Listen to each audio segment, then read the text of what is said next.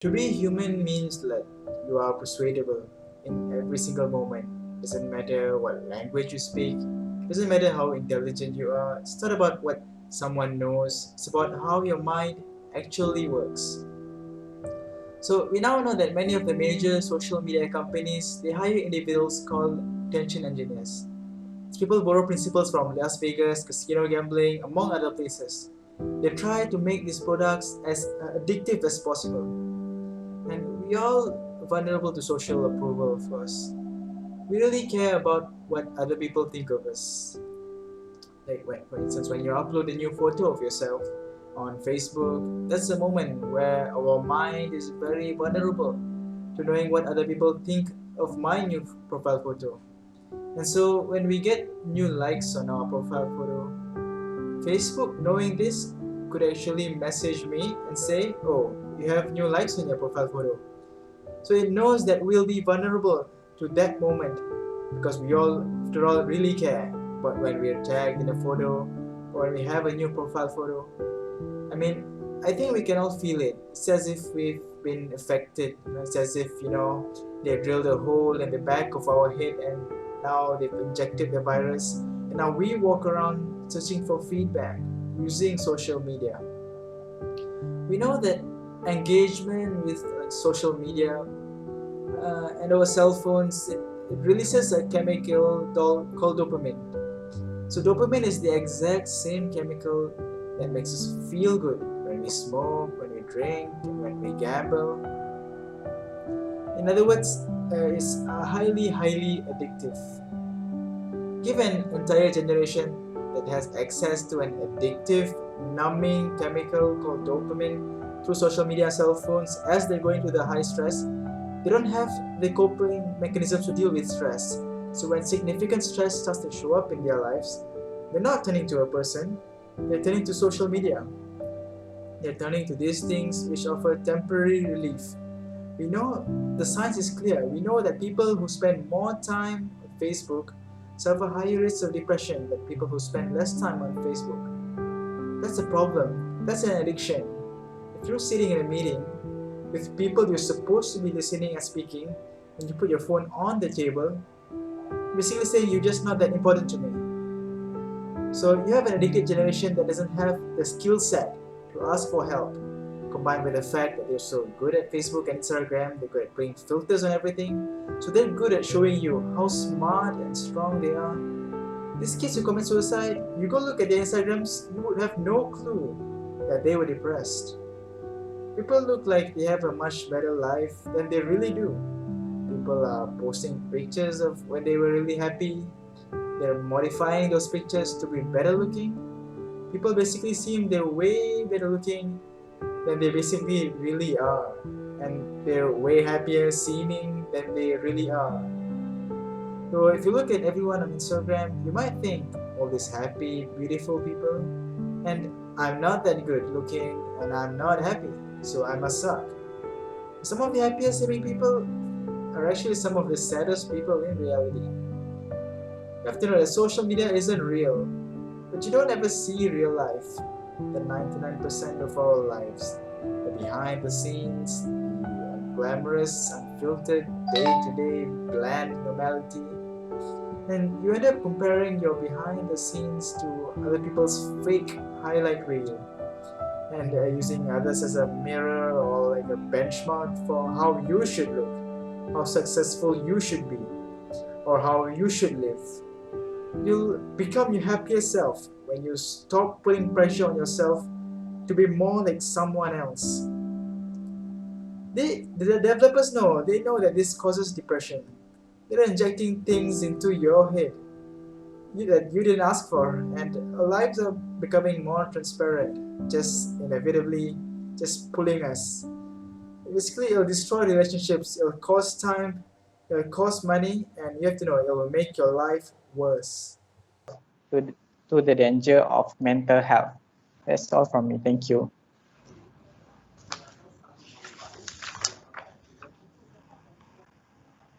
Okay, Nafa Nukman will present about how the brain processes social media.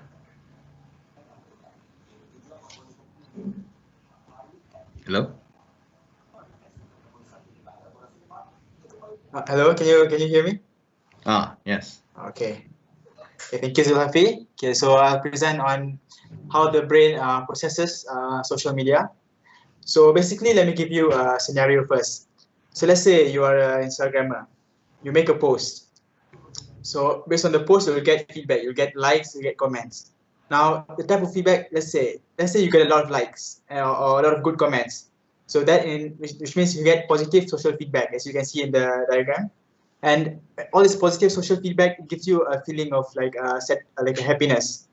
So when this happens, basically the brain releases dopamine, and dopamine is basically that is a hormone, and it gives you that feel good sensation. It's the same feeling when, let's say, you take a cigarette or like you gamble. You all constantly get this feeling of the feel good, the feeling of going on. And when you constantly make this, you post, you get good remarks and all that, and you get this feeling good sensation. This is in return, it becomes a loop. It becomes like an addiction, and that's why some of us are really addicted to social media. And that's why then narcissism exists in a way. And in the same sense, let's say you make a post, and let's say you get not negative social feedback, and which means like let's say you get a very little amount of likes, or you get negative comments, bad comments. So basically this it instills that the bad the sad feeling within one's mind. And basically how this happens is that the brain, it releases cortisol, and when the brain releases cortisol, it's also a hormone, something like dopamine, but it expands a section in your brain called the amygdala, and this expansion causes you to feel like a lot of feelings at once, basically stress feelings. It's basically called the stress hormone. And all this stress can lead, of course, can lead to other feelings like anxiety and ultimately depression. And of course, and you keep this loop keeps on going on when you keep on getting negative social feedback. Of course, ultimately, there arise problems like suicides and so on. You'll also get the same response. Like let's, for example, some of us, we don't make posts, but we constantly look up Instagram. We constantly see celebrities, maybe other friends, and we constantly make comparison among them. So when you constantly make comparison among them, you'll also you'll get the same response. You get the feeling of unhappiness, unsatisfying, and the same response happen. Your brain releases cortisol, which gives you stress, gives you anxiety, gives you the feeling of that you're not good enough, and that's basically the whole how the whole cycle works. Okay. Thank you, Nafal.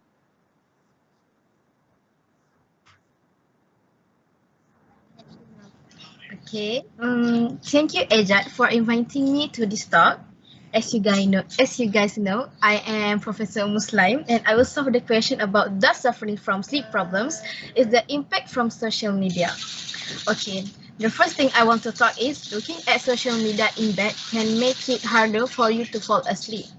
When you go to bed, your brain is preparing for sleep, but by looking at social media, you are providing endless stimulation that signaling to your brain and body to remain active and it keep engaged.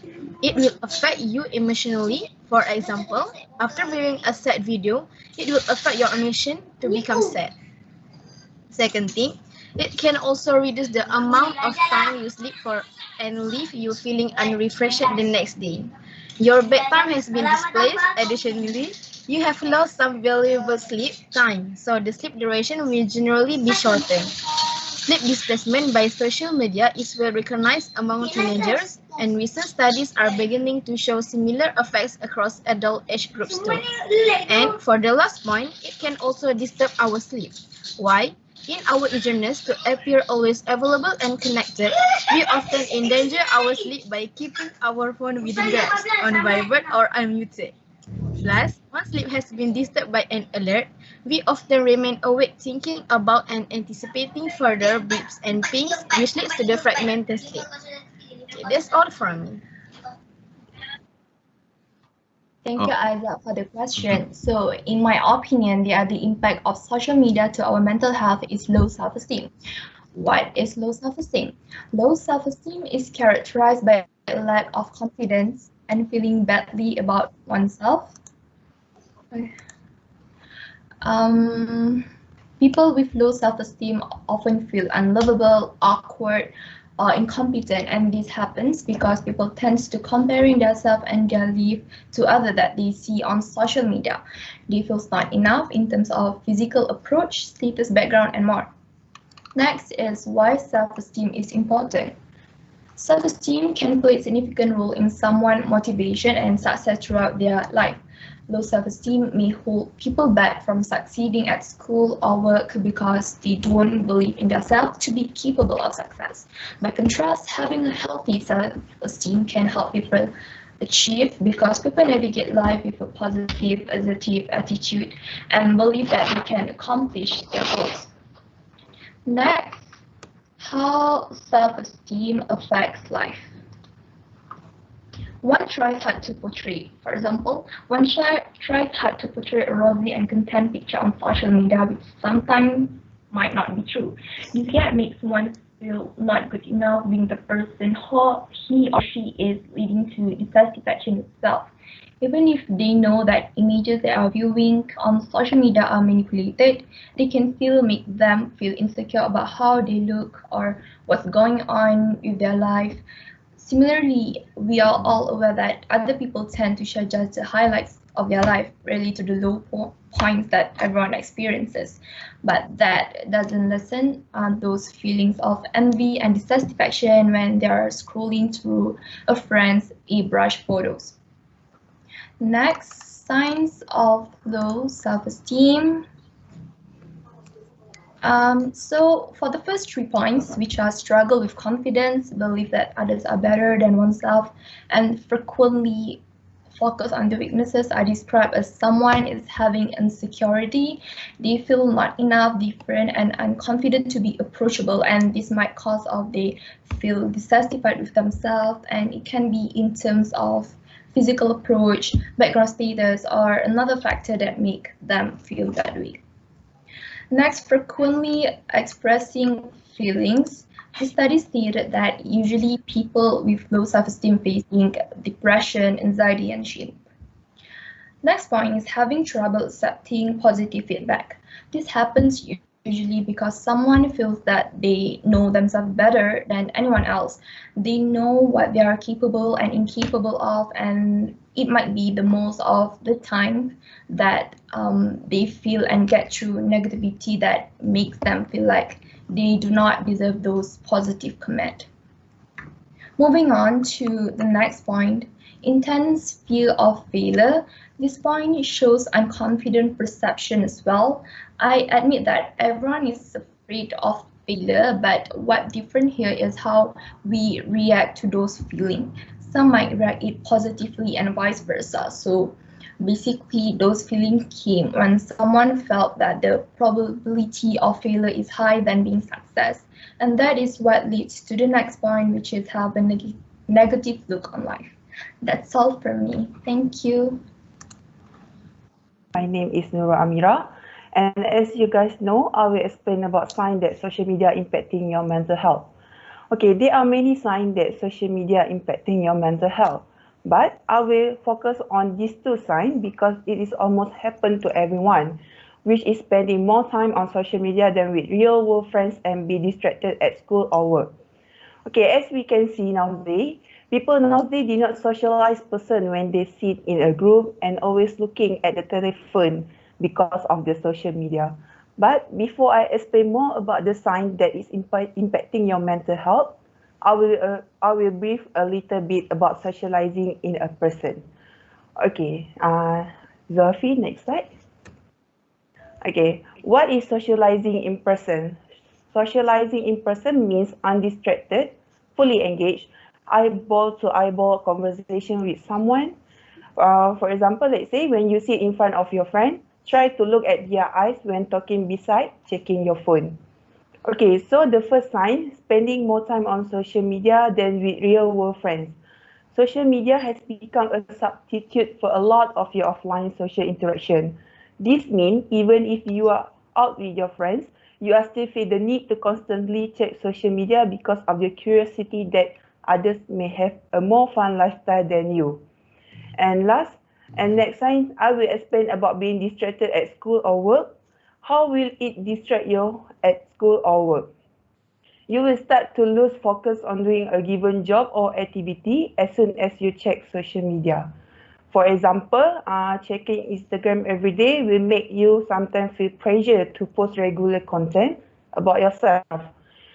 You want to know what people will comment and think about you, and you always curious how many likes you get for your post that will make you get distracted. That's all, Ijat. Thank you. Thank you, Aizat. Hi and Assalamualaikum. I am Nur Aziati. So the first thing to look after mental health is stay positive. What we need to do is balancing between positive and negative emotions. Staying positive doesn't mean that you never feel negative emotions such as sadness or anger. You need to feel them so that you can move through difficult situation that can help you to respond to a problem. But you don't want those emotions to take over. Other than that is taking a break from negative information. Know when to stop watching or reading the news. Use social media to reach out for support and feel connected to others, but be careful. Don't fall into rumors, get into arguments, or negatively compare your life to others. Secondly, taking care of physical health. Basically, physical and mental health are connected. Being physically active, exercise can reduce feelings of stress and depression and improve your mood. Next, getting enough sleep. Sleep affects your mood. You don't get a sleep if you don't get the good sleep, you may become more easily annoyed and angry. Over the long term, a lack of quality sleep can make you more likely to become depressed. So it's important to make sure that you have a regular sleep schedule and get enough quality sleep every night. Moving on to the next point, healthy eating. Good nutrition will help you feel better physically, but could also improve your mood and decrease anxiety and stress. Also, not having enough of certain nutrients may contribute to some illnesses. Lastly, connecting with others. Build your healthy relationship with others. Having a good social support may help protect you against the harm of stress. It is also good to have different types of connection. Besides connecting with family and friends, you could also find a way to get involved with your community or neighborhood. For example, you could volunteer for a local organization or join a group that is focused on a hobby you enjoy. That's all from me. Thank you. I have two wisdom words to share with you guys. So, the first one is it takes discipline not to let social media steal your time. The second one is spending just one day away from social media can be one of the best things you can do for your mental health. Both of these wisdom would tell that it is good to use social media, but you must limit yourself to use the social media because it could harm yourself and your mental health. I have some analogy to share with you guys. If a human is the plant and the social media is the pesticide, so did you know that if a plant use too much of fertilizer, they will dry and die? It is same as human. If they are using too much social media, they will harm their mental health and make their day bad. So it is good to limit ourselves using social media in our daily basis. Thank you, Isaac. Okay, I will present about the conclusion of this topic. Okay, as you can see, the topic is social media effects on mental health. Okay, the effects are as listed. It's first one, it's inadequacy about our life and appearance. Okay, this means that we people nowadays are too concerned about their body image. People feel that they tend to have to be a certain way, and they have to look a certain way to be accepted in today's society. Because through social media, you can feel pressured to look at pictures of models and actors. Okay, even though some people use photo filters, even though sometimes it is not real, your mental health will still be deteriorating and your self-esteem will still become lower. Okay, moving on, I will talk about fear of missing out. Fear of missing out, FOMO. Okay, Even though FOMO has been around far longer than social media, sites such as Facebook and Instagram seems to exacerbate feelings that others are having more fun or living better life than you are. The idea that you are missing out on certain things can impact your self-esteem, trigger anxiety, and fuel even greater social media use. Moving on, I will talk about isolation. Okay, isolation. High usage of social media will surely increase your feeling of loneliness. Since it interferes with your social life, in real life, you tend to become antisocial. So, because you are always on your phone all the time, therefore you will also be lonely. Okay, depression and anxiety. Okay, the more you prioritize social media interaction over in-person relationship, the more you're at risk for developing mood disorders such as anxiety and depression, because we as human beings need to face-to-face contact to be mentally healthy. Lastly is self-absorption. Okay, posting many selfies every day can increase your narcissism. So this can push away. This might let you push away other people because you think you are better than everybody. Okay, for these effects, there are always preventions. Okay, first prevention is reduce the time you spend online, especially on social media. You can do this by muting the notification of social media so that you won't be distracted anymore. Or second, you can just uninstall the social media app, deactivate your account. Okay. Second, you should do more physical activities. Well, you should do more sports, play more exercise more, such as playing badminton, whatever that makes you distract you from using social media. You can also have a hobby such as drawing or painting, as long as it's not related to online social media. Okay. Third is to spend more time with offline friends. Spending more time with offline friends will surely distract you from playing social media every day. If you and your friend are too busy, you should spend your time with your family members, because they are always with us. Okay. To conclude this, I like to quote Grouch Marx. Okay, he said, "I'm not crazy about reality, but it's still the only place to get a decent meal." Okay, this means that we should appreciate reality more than being preoccupied with social media, which is something that's not actually real. Because by appreciating reality, we will become more alive, as a saying. Because reality is the only thing that's real in this world. Okay, that's all from me. That's all from our group. Thank you very much.